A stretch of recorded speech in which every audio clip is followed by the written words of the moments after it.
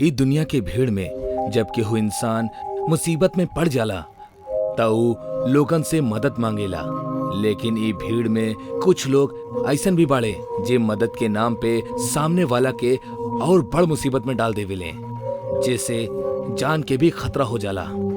काला अंधेरी रात में भेड़ियन के चिल्लाए के आवाज आवत रहल। एगो बड़ा से पेड़ पे बहुत सारा बैठल कौआ काव काव करत करत उड़ के जाए लगले। सुमित ड्राइविंग सीट पर बैठल बा, दिशा ओकर बगल वाली सीट पर बैठल बाड़ी। बेबी, तरह के लड़का चाही कि लड़की? लड़का होखे या लड़की, हमरा खातिर तो दोनों ही बराबर बाड़े। वैसे तरह के का चाही? जे तोहार पसंद उ हमार पसंद। तब बे उड़ के जा रहल कौआ में से एक कौआ कार के ओर मुड़ जाला और विंड स्क्रीन से टकरा के मर जाला। विंडशील्ड क्रैक हो जाली और खून भी लग जाला। सुमित झट से ब्रेक मार के कार रोकेला। दोनों कार से बाहर आवेले। दिशा घबराइल बाड़ी। वही जे सुमित मरल कौआ के देखत रहल। सुमित आगे बढ़ेला और कौआ के उठा के दूर फेंक देवेला। सुमित, हमरा के रास्ता से जाइल ठीक ना लागता। ऊपर से तोहारी खटारा, हमनी कोनो और रास्ता से चली। बेबी, ये खटारा कार ना हा बल्कि खानदानी कार हा। और बेबी, हम बहुत आगे तक जा चुकल बानी और अब वहीं दूसरे रास्ते से जाके मतलब फिर से हमनी के वापस शहर जाए के होखी। अब चला कार में बैठा, ना तो यही जे पूरा रात बितावे के पड़ी। दोनों कार में बैठेले और वहां से जाए लगेले। कार सुनसान घना जंगल के बीच से होकर जात रहे। तब बे कार अचानक 2-3 झटका के साथ एक जगह पे रुक जाली। सुमित कार स्टार्ट करे के कोशिश करेला, लेकिन कार स्टार्ट ना होखेली। ये देख के दिशा के मूड खराब होखे लगेला। सुमित दिशा के हाव भाव से समझ जाला कि ऊ परेशान हो रहल बाड़ी। कुछ सोच के सुमित कार से बाहर निकलेला। सुमित कार के फ्रंट पे जाके बोनट खोल के फ्लॉट चेक करे लगेला। दिशा भी ओकर पास आवेली और गुस्सा से कहेली, हम कहले रहनी हनीमून पर हमनी कोनो दोसर कार से चलल जाओ, बाकी ना तरह के तई है आदम जमाना के खटारा कार ही ले जाए के रहना। हो गई ना फिर से खराब। पता ना अब हमनी कब तक गोवा पहुँचब। काम डाउन स्वीट हार्ट, नाराज काहे हो रहल बाड़ू? ई हमार दादाजी के खरीदल पहला कार बा। तोरा के पता बा हमार परिवार में जे केहू भी कार से हनीमून के खातिर जाला ना, ओकरा खुशखबरी बहुत जल्दी मिलेली। घबराइल दिशा अंधेरा में इधर उधर देखे लगेली, पर अंधेरा के कारण ओकरा कुछ नजर ना आवेला। तब बे ओकरा कान के पास केहू आवेला। के बड़ा तू? आवाज सुन के दिशा आवाज के ओर एक झटका से पलट गई, लेकिन ओकरा आसपास केहू दिखाई न देवेला। फिर ओकरा के लगेला कि ओकरा साथ ई शरारत सुमित ही कैले होखी, लेकिन सुमित के अपना आगे खड़ा देख के दिशा डर से सहम उठेली। फिर वो आवाज के कर रहल। ई सवाल दिशा के दिमाग में घर कर जाला। सुमित, हमरा के ई जगह कुछ ठीक ना लागता। हमने के यहाँ से जल्दी निकल जाए के चाहिए।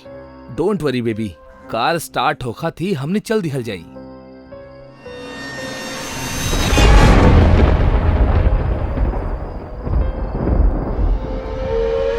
दिशा, का भइल? चुड़ैल तोहर पीछे। सुमित मोबाइल के लाइट ऑन करके देखेला तो ओकरा पीछे एगो बूढ़ महिला दिखेली। लगातार बिजली कड़क रहल बाड़ी। दिशा के अबहिनो थोड़ा अजीब लग रहल बा। दिशा ही चुड़ैल ना बल्कि कोनो दादी अम्मा बाड़ी। दादी अम्मा, हमनी के कार खराब हो गइल बा। हमनी आज रात यहाँ आसपास कोनो रहे के जगह मिल सकेली का? सुमित, हमनी के ए तरह कोनो अनजान लोगन से मदद ना लेवे के चाहिए। ऊपर से ई दादी अम्मा कम चुड़ैल ज्यादा लगताड़ी हमरा के। अब हर केहू तोहरा तरह जवान और खूबसूरत तो ना लग सकेला ना डार्लिंग। डोंट वरी, ई एगो बुढ़िया बिया। एकर खुद के पैर कब्र में बा। ई भला हमनी के का बिगाड़ ली? पास ही एगो डाक बंगला बा जहाँ हम देख रेख के काम करतानी। तू दोनों वहाँ रुक सकेला। डाक बंगला के दरवाजा अंदर के ओर डरावना आवाज के साथ खुलेला। दरवाजा पे उषा और ओकर पीछे सुमित और दिशा खड़े हो खिले। तीनों अंदर आवेले कि तबे दिशा के ऊपर एगो सांप गिर जाला। दिशा चीखत चीखत उछले लगेली। उषा ओकरा से कहेली, घबराबा मत, नकली बा, खिलौना बा। हमार पोता और पोती एकरे से खेले ले। जाके मुंह हाथ धोला, हम खाना लगावतानी। सुमित और दिशा एगो कमरा की ओर चल देवेले। उषा जा समय उनकरा देखेली, वही जे ओकर चेहरा पे चुड़ैल के रूप भी नजर आवेला। सुमित और दिशा डाइनिंग टेबल पे बैठ के खाना खा रहल बड़े। उषा चुड़ैल के रूप में दोनों के खाना खाते समय साइड में खड़ा होके देखत रहली और स्माइल करेली। तब बे दिशा ग्लास में पानी पियली और ग्लास जैसे ही टेबल पे रखेली, ओकरा थाली में खाना के जगह बहुत सारा कीड़ा मकोड़ा दिखाई देवेले। वो जोर से चीख उठेली और थाली दूर फेंक देवेली और उल्टी करे के कोशिश करेली। दिशा, का भेल दिशा? का भेल? आर यू ओके? तू खाना काहे फेंक देलू? हमार थाली में छिपकली, गिरगिट और बहुत सारा कीड़ा मकोड़ा रहे। हम खाना ना कीड़ा मकोड़ा खाते रहनी। तू होई खाना मत खा, फेंक दा सब कुछ। दिशा फेकल थाली की ओर देखेली ता ओकरा सिर्फ खाना ही नजर आवेला। फिर सुमित दूध के गिलास लेके ओकरा दूध पिए खातिर देवेला। दिशा दूध पिए लगेली, तब ओकरा लगेला कि ऊ खून पी रहल बाड़ी। वो गिलास में देखेली ता दूध लाल दिखाई देवेला। वो झट से गिलास फेंक देवेली और खून खून चिल्लाए लगेली। इतू का रहल बाड़ू दिशा? देखा वहाँ ना तो छिपकली हा, ना ही गिरगिट हा और ना ही कोनो कीड़ा मकोड़ा हा। इट्स ओके, इला दूध पीला। सुमित एमे खून बा। हमरा के खून पिला रहल बड़ा। दिशा, तोहरा के हो का गेल बा? तोहर तबीयत तो ठीक बा ना? ई खून ना दूध हा। लागता तू कुछ ज्यादा ही थक गेल बाड़ू। चल के सुतल जाओ। सुमित गहरा नींद में सुतल बा। दिशा के नींद ना आ रहल बा और ऊ बेड पे बैठल बाड़ी। ओकर नजर खिड़की की ओर जाली तो ओकरा वहाँ चुड़ैल खड़ा नजर आवेली। ऊ जोर जोर से चीखे लगेली और सुमित हड़बड़ा के उठ जाला और पूछेला, दिशा का भेल? सुमित और दिशा दोनों खिड़की की ओर देखेले पर केहू भी नजर ना आवेला। सुमित उठ के खिड़की बंद कर देवेला और दिशा से कहेला, दिशा, जौन कुछ भी तू देखकर चीख रहल बाड़ू वो सिर्फ तोहार बहम हा और कुछो ना। तू आराम से सुत जा, सब ठीक हो जाई। ना सुमित, हमार बिलीव करा, वहाँ सच में कोनो चुड़ैल जैसन रहली। हम अच्छा से देखले बानी दिशा, वही जा कुछो नहीं खे। एनीवेज, तू बहुत घबराइल बाड़ू, हम तोरा खातिर पानी लेके आवतानी, ठीक बा? सुमित किचन की ओर जाला, वही जा फ्रिज रखल बा। सुमित पानी निकालेला और फ्रिज के डोर बंद करके वापस मुड़ेला कि ओकरा के लगेला कि ऊ कुछ देखले बा। वो फ्रिज वापस खोलेला और बुरी तरह हैरान रह जाला। फ्रिज में एगो कटल सर रखल नजर आवेला। सुमित बुरी तरह से डर जाला। तब बे दिशा के चीख सुनाई देवेली। सुमित आवाज की ओर देखेला। सुमित, ओ फेर आइल रहली। सुमित, प्लीज हमार विश्वास करा, ओ फेर आइल रहली। तू सही कह रहल बाड़ू, ई जगह सही नहीं खे। हमहू फ्रिज में केहू इंसान के कटल सर देखले बानी। चला निकला यहाँ से। सुमित और दिशा गेट की ओर भाग रहल बाड़े, लेकिन जैसे ही वो दोनों गेट के पास पहुँचे ले तो गेट अपने आप ही बंद हो जाला। दोनों के समझ में ना आवेला कि अब का करल जाओ।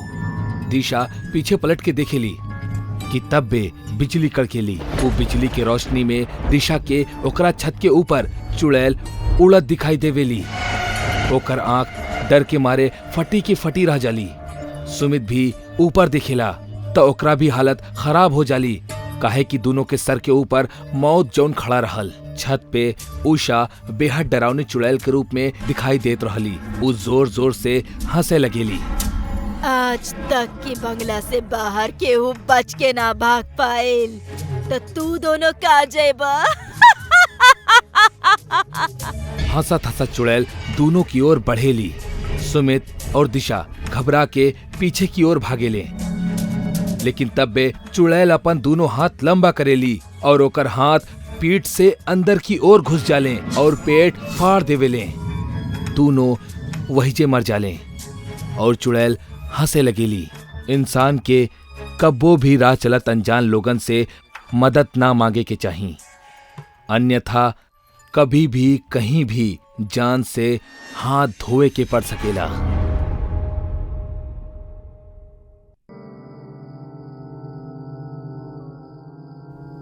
काला अंधेरा रात में जंगल के कोनो सुनसान सड़क पे अगर आपके कौनो केहू अनजान मिल जाओ तो ओकरा कबो लिफ्ट ना देवे के चाहिए। रवि कार में हा, कार जंगल के रास्ता से गुजरत बा। आधी रात के समय हा, तब्बे एगो लड़की ओकरा रोके के इशारा करेली। राहुल लड़की के देख के गाड़ी रोकेला। गाड़ी लड़की के पास आकर रुक जाली और रवि ओकरा से पूछेला, एक्सक्यूज मी, आप इस समय इस सुनसान जंगल में? जी, हमार नाम उषा बा। हमार घर वाला लोग जबरदस्ती हमार शादी कोनो ऐसन इंसान से करावे चाहताड़े जेकरा हम जानत तक नहीं की, जबकि हम केहू और से प्यार करेनी और ओकरे से शादी करे चाहतानी। यही से हम घर से भाग गईनी। प्लीज प्लीज आप हमार मदद कर दी प्लीज। जकरा साथे भाग रहल बाड़ू ऊ कहाँ बा? मतलब तोहर बॉयफ्रेंड? हम फोन कैले रहनी, बाकी वो पहले से ही कोनो मुसीबत में फंसल बा।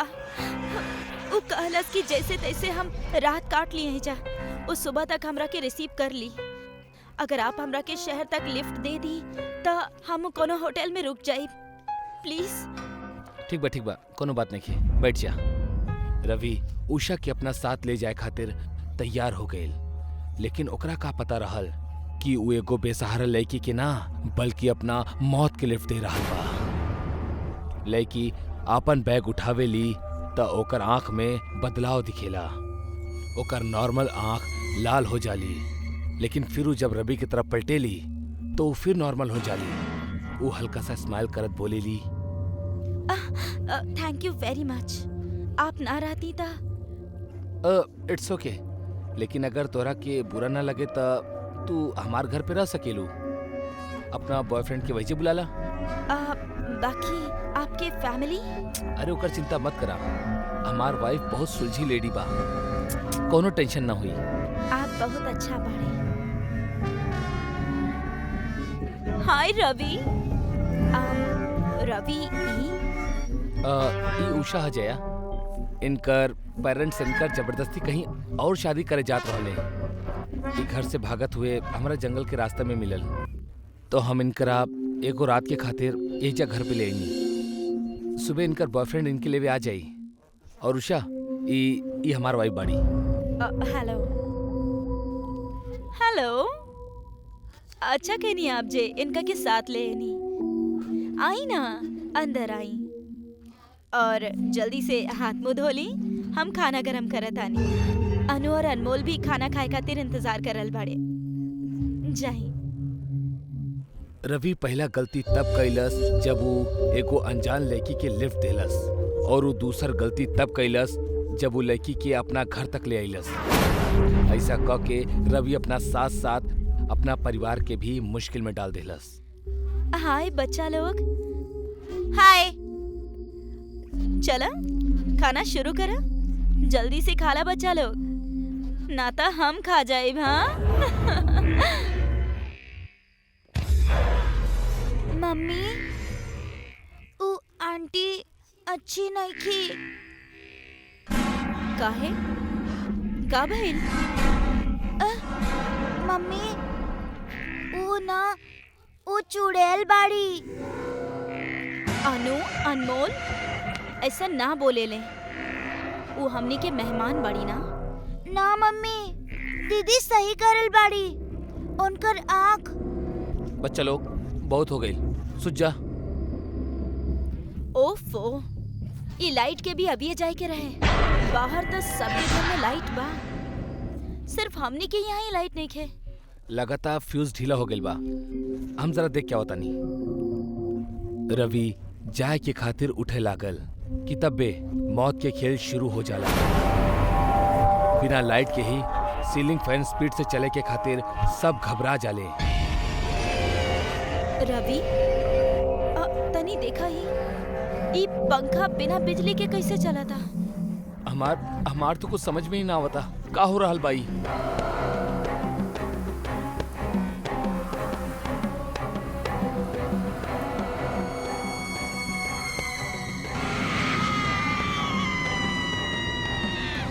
बच्चा लोग सही कहले रहे। आंटी एगो चुड़ैल बाड़ी और अभी चुड़ैल आंटी तोहनी सबके खा जाई है।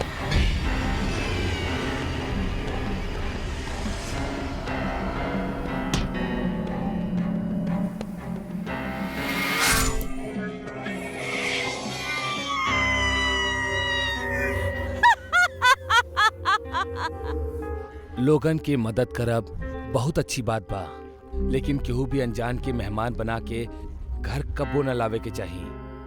काहे केहू भी कब्बो भी खूनी मेहमान बन के आपके परिवार के खत्म कर सकेला।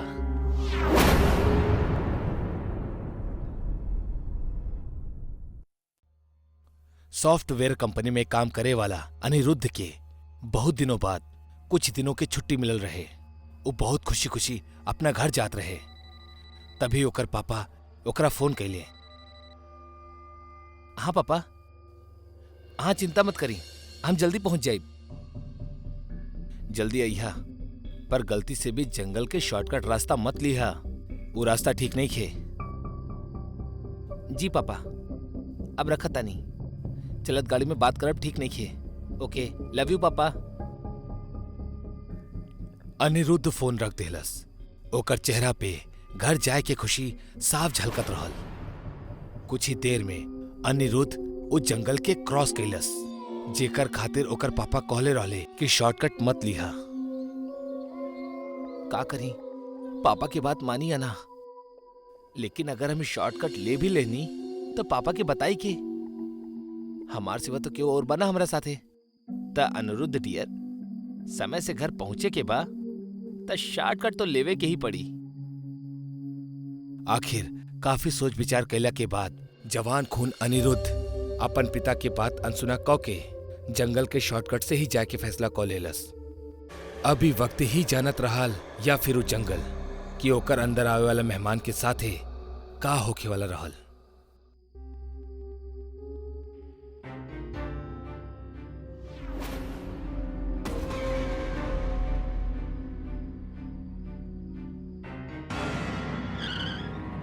ओ गॉड,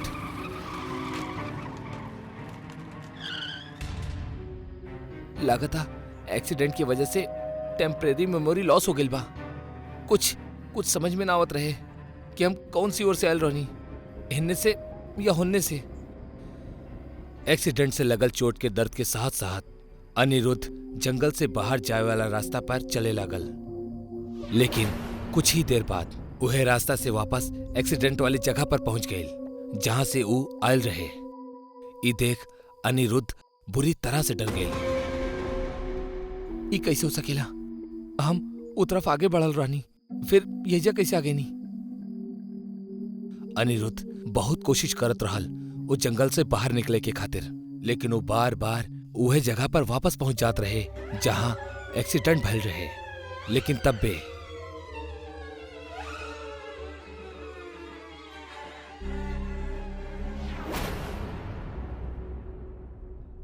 भाई साहब, प्लीज प्लीज हमारे हेल्प करी।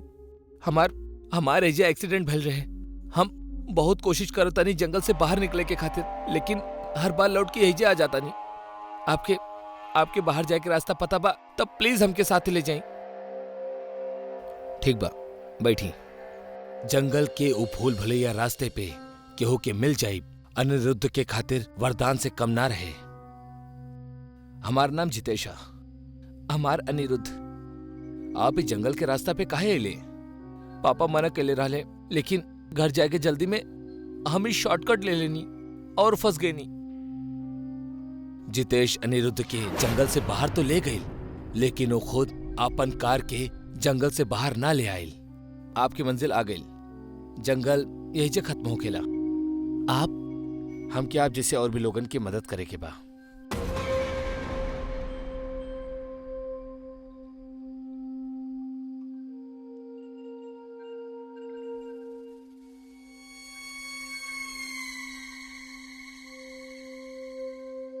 बबलू भाई, आपके भाई जंगल में का मर गए, आप तो यही अपन ठिकाना बना ले।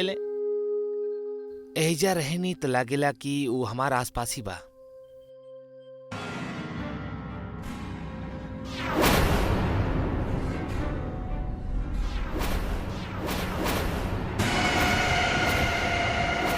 एक मरल आदमी अनिरुद्ध के जंगल से बाहर छोड़लस। ई सोचा थी ओकर हालत खराब हो गई। जंगल के शॉर्टकट में ओकर साथ एक के बाद एक भयानक एक्सपीरियंस होखत रहे। वो पूरी तरह डर गल रहे और एक बार फिर वजह से दूर जाए के खातिर वो एगो दौड़ लगौलस। वो दौड़त जात रहे लेकिन कुछ ही देर में वो थक के हाफत हाफत एक जगह रुक गई। तबे ओकर नजर सामने गई। ओकर नजर के सामने ओकर कार रहल। वो फिर वहीं से पहुंच गई जहां ओकर एक्सीडेंट भइल रहे। ई का हो रहल बा हमार साथे? हम पागल हो जाए। हम बार बार यही से कहे आ जाता नहीं। कहे कि तू भी हमार तरह मर चुकल बाड़ा और एक खबर तोहरा नहीं खे। वो देखा,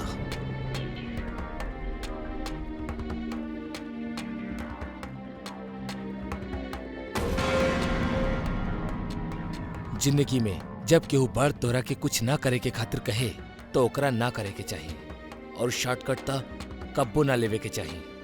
उस शॉर्टकट में अनिरुद्ध मर चुकल रहे। अकेलापन इंसान के खातिर बहुत खतरनाक होखेला। अगर ये अकेलापन केहू के जिंदगी में बा तो ओकरा अपना अकेलापन के दूर करे के खातिर कौनो आदत पाल लेवे के चाहिए या आगे बढ़ के लोगन के दोस्त बनावे के पहल करे के चाहिए। मगर भूले से भी केहू बेजान चीज के साथ दिल लगावे के गलती ना करे के चाहिए। लेकिन ये गलती करे से सूरज खुद के रोक ना सकल। सूरज बेशक एगो अच्छा नौकरी करत रहल, खूब पैसा भी कमावत रहल, मगर शहर के भागम भाग में वो एकदम अकेला रहल। नौकरी से घर वापस आके सोवे से पहले तक घर के सजावल और सजा के ओकरा वापस बिगाड़ल सूरज के रूटीन वर्क रहल। ऐसन करके वो खुद के व्यस्त रख के अपना अकेलापन के दूर करत रहल। सूरज के ई तरीका ही शायद सही रहल। ओकरा ई अजीब सन की व्यवहार से ना तक केहू के परेशानी रहल और ना ही खुद के कोनो नुकसान। लेकिन एक दिन अखबार पढ़त पढ़त ओकर नजर इश्तिहार पर चल गई जौन बोले वाले इलेक्ट्रॉनिक गुड़िया के सहारे लोगन के अकेलापन दूर करे के दावा करत रहल। इश्तिहार देख के ही सूरज एक्साइटेड हो गई और वो दिहल गई वेबसाइट पे जाके वो गुड़िया के खरीद लेहलस। लेकिन वो मासूम के का पता रहल कि वो बोले वाली गुड़िया ना अपना मौत के खरीद रहल बा। सर आपके पार्सल। सर यहाँ साइन कर दी।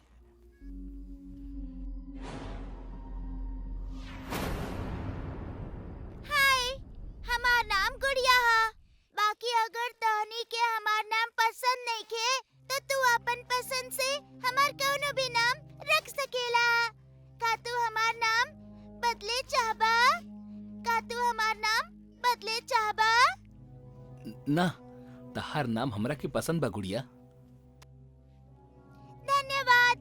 अब लगे हाथ इहो बता दा कि हमरा तहरा के कौन नाम से बुलावे के चाहिए। सूरज, तू हमरा के सूरज का के बुला सकेलू। हाय सूरज, कैसन बाड़ा तू? हम अच्छा बानी गुड़िया, तू कैसन बाड़ू? हमू अच्छा बानी। काहे घर में सूरज और गुड़िया के अलावा केहू और सदस्य भी बा? अगर बा तो गुड़िया उनका से मिले चाहतारी। ना गुड़िया, इत्तेफाक से तोहरा और हमरा अलावा ई रेंटेड हाउस में और केहू ना रहेला। रुका, हम तहार खूबसूरती और बढ़ा देतानी। यहाँ मकान मालिक की एक पुरानी अलमारी है, ओमे शायद तोहरा लायक कपड़ा मिल जाओ।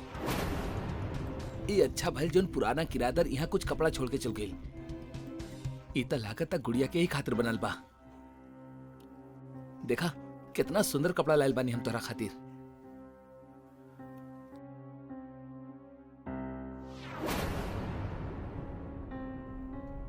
तू बहुत सुंदर लग रहा बाड़ू। अकेलापन से जूझ रहा सूरज पहले त बिना सोचे समझे बेजुबान डॉल लेलस, फिर ओकरा एगो अनजान के कपड़ा पहना देलस। वो कपड़ा तान्या के रहल। तान्या एक नंबर के जिद्दी लड़की रहल। ओकरा मोबाइल पे कहानी सुने की आदत रहल, जेकरा चलते एक दिन ओकर पापा ओकर मोबाइल छीन लेले। पापा, हम कितना बार मना कैले बानी कि ऐसे हमार मोबाइल मत लिहल करी। हम मोबाइल ले लेना बानी, हमरा लेवे के पड़ल तान्या। ये मोबाइल के वजह से ना तू पढ़ेलू और ना लिखेलू, बस सारा दिन ए पे कहानी ही सुनेलू। ऐसे ही करत रहबू त फेल हो जाइबू। आज आपके हमार पास और फेल होकर दिखाई दे रहल बा। बचपन से लेके आज तक जाने कितना एग्जाम्स भइल बा, तब कहना आयल रहे प्यार सामने। माँ के सहेलियन से फुर्सत ना रहे और आपके अपन काम से। माँ बाप के रहते भी अनाथन के तरफ बढ़ भइल बानी हम। तू बड़ ही ना भइल बाड़ू तान्या, बदतमीज भी हो गइल बाड़ू। इतना ही गुस्सा आ रहल बा तो जाए से पहले मार ही दी ना हमरा के, सारा प्रॉब्लम ही खत्म हो जाई। तोहरा के जौन करे के बा करा, मरल चाहतारू तो मर जा, लेकिन ये मोबाइल अब तहरा के ना मिली। यही के वजह से तहर ई हाल बा। ठीक बा डैड, अगर आप ये चाहतानी तो ये है सही। शायद हमार मरे से ही आपके खुशी मिली।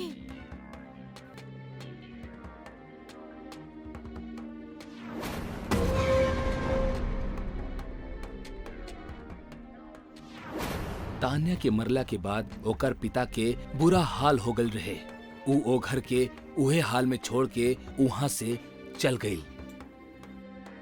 सूरज आज अपना डॉल के उहे तान्या के कपड़ा पहनोले बा और ऐसन होखत ही गुड़िया की आवाज एकदम नॉर्मल लड़कियन जैसन हो गई। गुड़िया, ई कपड़ा पहन के तू बहुत सुंदर लग रहा बाड़ू। अगर हम सुंदर लग रहल बानी त तू भी हैंडसम लग रहल बाड़ा।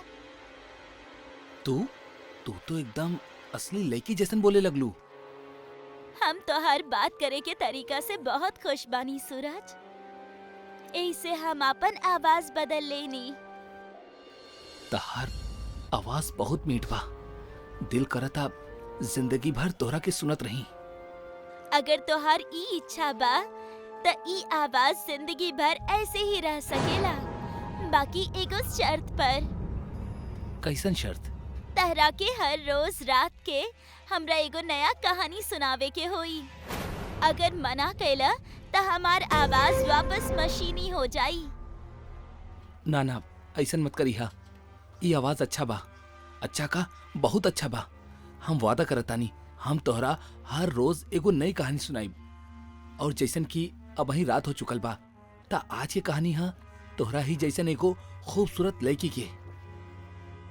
सूरज गुड़िया के हर रोज रात में कहानी सुनावे के वादा तो कर देलस, मगर ओकरा ना पता रहल कि ई वादा क के वो अपना जिंदगी के सबसे बड़ भूल कैले बा। गुड़िया सूरज के एगो अनुशासन में बांध देले रहल। इंसान के अगर मजबूरी ना होखे तो ओकरा अनुशासन और नियम में बांधब बहुत कठिन हो जाला। जल्द ही वो एगो रात आ गई जेकर डर रहल। सूरज गुड़िया के कहानी सुनावत सुनावत सुत गई। सूरज, सूरज उठा, बतावा ना पीपल वाली चुड़ैल का कैले रहली।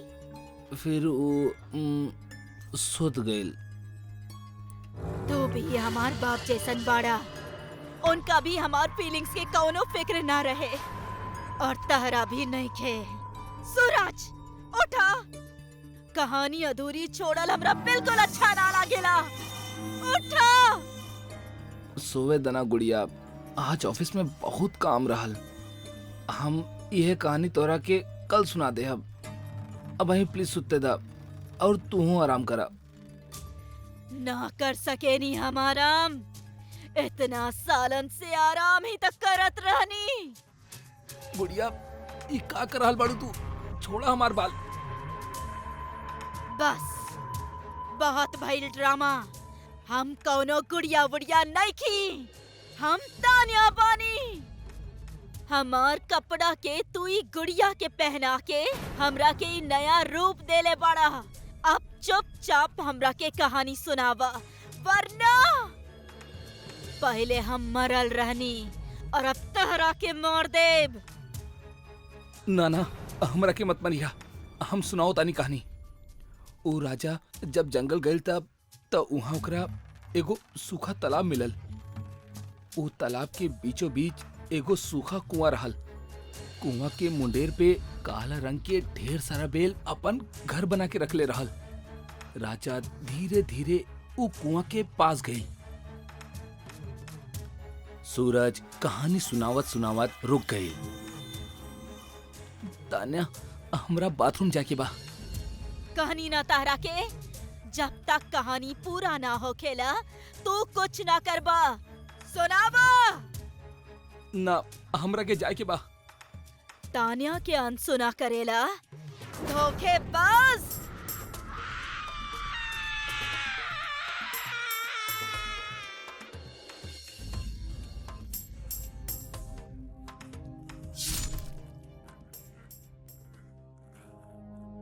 मौत जिंदगी के एक ऐसन मोड़ हा जौन कब्बो भी सामने खड़ा हो जाला, लेकिन अगर सूरज ध्यान देले होखत तो ऊ अपना मौत से बच जात।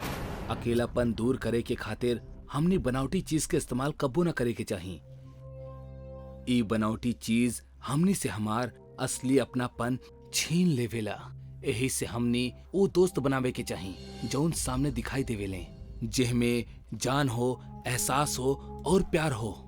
तान्या मोबाइल की वजह से ही मरल, सूरज, गुड़िया और तान्या की वजह से।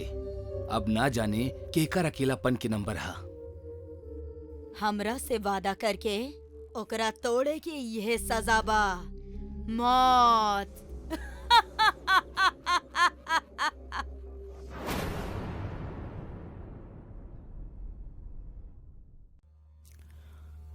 ई कहानी हा चोर राजू के। ओकर हर रात चोरी के लिए ही बनल रहल, मगर रात तो सबके होखेली। ओकर साथ की ऊ रात केहू और के रहल। रात रहल मगर चांदनी रात ना। चोर राजू एक घर के खिड़की खोले के कोशिश करत रहल। ओकर पीठ पर एगो बैग टंगल रहल। घर के चारों ओर आंगन और बाउंड्री रहल। राजू ई काम एगो लोहा के छड़ से करत रहल, जेकरा ओ खिड़की के नीचे की ओर से अंदर की ओर करके रखले रहल। राजू एगो जोर के हाथ मारेला और अंदर से खिड़की खुल जाली। राजू हिन्ने उन्ने देखेला और अंदर कूद जाला। अंदर आवत ही राजू खिड़की वापस बंद कर देवेला। अपना बैग में से वो एगो काला कपड़ा निकाल के ओकरा खिड़की के ऊपर रख देवेला और टॉर्च जला लेवेला। कपड़ा टांगे के मतलब ई है कि बाहर रोशनी ना जाओ। राजू के जब कहीं कुछो न मिलेला तो वो हताश हो जाला। आज के दिने खराब बा, जौनी मनहूस घर में चोरी करे नी कुछो ना बे जा। राजू सिगरेट निकाल के पिए लागल। जलावे के खातिर लाइटर के यूज करेला। चला भाई राजू, कोनो और ठिकाना ढूंढल जाओ। इहे के साथ राजू काला कपड़ा उतार के बैग में रख लेवेला और खिड़की खोलेला, लेकिन खिड़की ना खुलेली। ई खिड़की काहे ना खुल रहल बा? राजू और कोशिश करेला, लोहा के छड़ से खोले के कोशिश करेला। के बा ये जा के बा? हंसे की आवाज सुन के राजू बुरी तरह से डर जाला।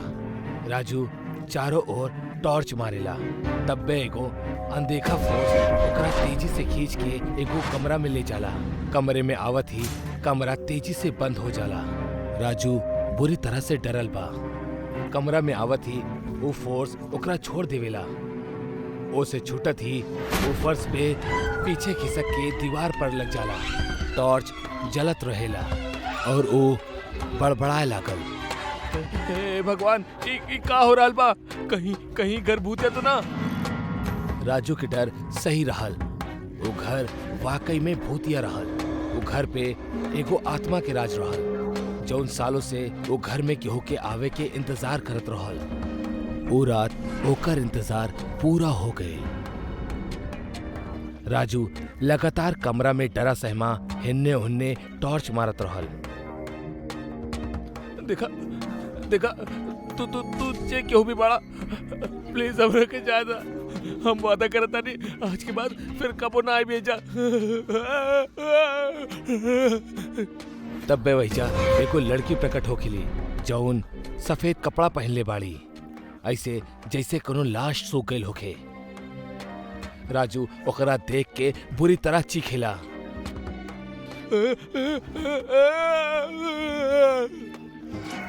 डरे और चीखे के जरूरत नहीं खे, हम तोहरा के जाए देब, बस तू हमार दू काम कर दा।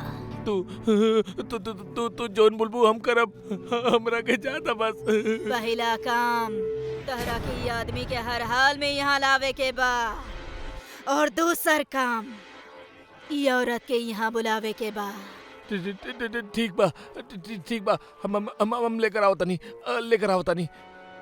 भूतनी राजू के 2 फोटोग्राफ देविली। आदमी के फोटो के पीछे ओकर एड्रेस लिखल बा और महिला के फोटो के पीछे ओकर फोन नंबर लिखल बा।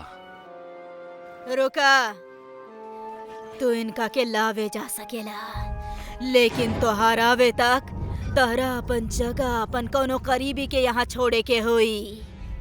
अगर ऐसा ना करबा तो तू यहाँ से कब्बो ना जा पाइबा। फोन लगावा। राजू के कुछो समझ में ना आवेला कि ऊ का करे। आखिर में ऊ फोन लगावेला। हेलो रश्मि, जो राजू के सबसे करीबी ओकर पत्नी ही रहल, यही से ऊ ओकरा के बुलौलस। पत्नी खिड़की से घर में और फिर कमरा में आवेली। काहे बुलेले बाड़ा हमरा के यहाँ ये उजड़ल चमन में? तब बे राजू के पीछे वो भूतनी आ जाली और जकरा देख के रश्मि चीखे लागल। तब बे भूतनी ओकरा गर्दन से पकड़ के उठा लेवेली। ई का कर रहल बाड़ू तू? छोड़ दे एकरा के, छोड़ दा प्लीज, छोड़ दा एकरा के, मत मारा एकरा के।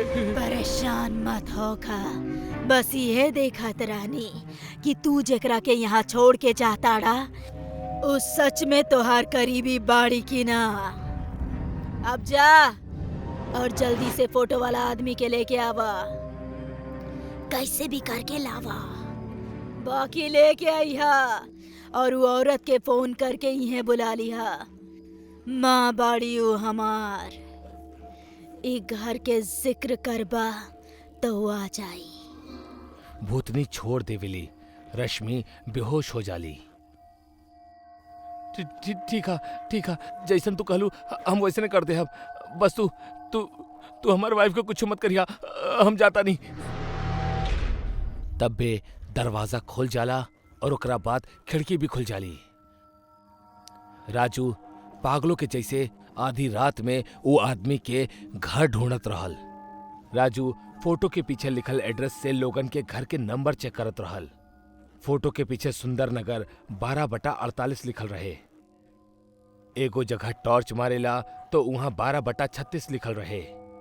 थोड़ा आगे जाला और फिर से टॉर्च मारेला, वहां 12/48 लिखल रहल। साथ में लिखल रहेला राम निवास। राजू अपना बैग से देसी कट्टा निकालेला और हाथ में पीछे के अंदर तक जाला। बेल बजावेला। 2 बार बेल बजत ही एगो आधी नींद में एगो आदमी बाहर आवेला। जी कहीं? सुनील जी से मिले के बा। हमें सुनील बानी कहीं? नाम कंफर्म होखत ही राजू सुनील के सर पे देसी कट्टा के पिछले हिस्सा से वार कर देवेला। सुनील ओकरा बाहों में झूल जावेला। राजू अपन फोन निकालेला और लेडी से बात करे लागल। हेलो, हमार नाम राजू हा। ये वक्त हम आनंद नगर के घर में कैद बानी। आप ना इनी त हम मर जाइब। राजू सुनील के एगो बाइक पे बांध के लेके निकल जाला। राजू ओकरा खिड़की से अंदर ले आवेला और खींचत हुए कमरे में ले जाला। इली भूतनी जी, जैसन आप कहले रहनी हम वैसन कर देनी। अब जा दी हमरा के। औरत भी आए वाली हुई। ओहो आ गइल बाड़ी। घर के ताला खोल के अंदर दाखिल होकेली। अंदर आवत ही वो लाइट जलावेली। के बा अंदर? के फोन कैले रहे हमरा के? कमरा से आवाज आवेली। माँ, हम बोले बानी आपके, हम अपनी कमरा में बानी माँ। आवाज सुन के माँ परेशान और हैरान हो जाली। वो दौड़त हुए कमरे में जाली। नीलू, कमरे में ओकरा राजू, ओकर बेहोश बीवी और सुनील मिलेलन।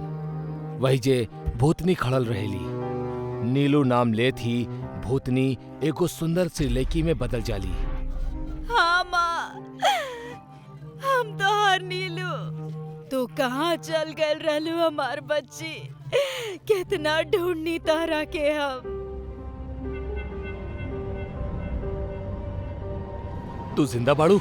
मगर हम तो तोरा अपना हाथ से मरले रहनी। यही जे सुन ले लू माँ, हमार मंगेतरी हमरा के मार के ए पलंग के नीचे दफन कर देले रहे, काहे कि हम एकरा के जबरदस्ती करे से रोक ले रहनी। तभी हमार विश्वास के चीर ले रहे, और अब हम एकरा के चीर दे। अब हम आजाद बानी माँ, अब हम आजाद बानी। चलतानी माँ। इतना कह के नीलू फिर से भूतनी बन जाली और अपन हाथ सुनील की ओर करेली और गर्दन टेढ़ी करेली। सुनील दीवार से जाके चिपक जाला और ओकर हाथ मुड़ के टूट जाला। फिर टांग भी मुड़ के टूट जाली और ओकर मुंह टेढ़ा और बड़ा सा फट जाला। भूतनी गायब हो जाली। वहीजा कमरा में रोवत माँ, हैरान राजू और बेहोश राजू के पत्नी रहल। हर इंसान के अपना कर्म के फल इहे जन्म में भुगते के पड़ेला। यही से कहे नी, बुरा कर्म करे से पहले सोच ला, अगर ओकर परिणाम तोरा भुगते के पड़ी त का तू सह पैबा?